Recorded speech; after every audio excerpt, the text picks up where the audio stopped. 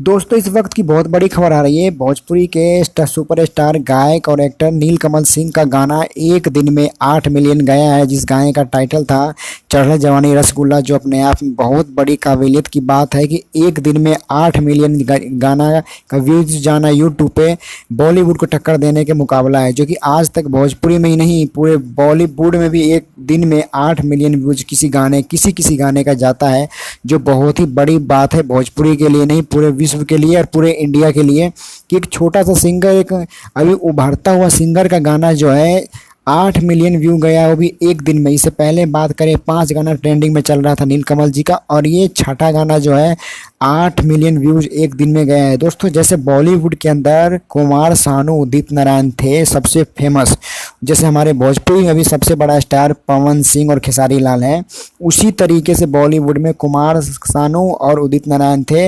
लेकिन कुमार सानू और उदित नारायण को पीछे किसने किया? सोनू निगम ने। उसी तरीके से मुझे ऐसा लग रहा है, ये मेरा मानना है कि भोजपुरी के अंदर पवन सिंह और खेसारी को पीछे करने में अगर कोई आगे कोई स्टार आएगा सिंगर के तौर पे, तो नीलकमल है। जो नीलकमल अभी दोनों को पीछे छोड़ के एक दिन में 8 मिलियन व्यूज चढ़ल जवानी रसगुल्ला को लाया है। तो ये बहुत बड़ी खबर है, ये एक दिन में 8 मिलियन व्यूज। और ये देखिए किस प्रकार से केक काटा जा रहा है, बहुत ही बड़ी जबरदस्त ये बात है।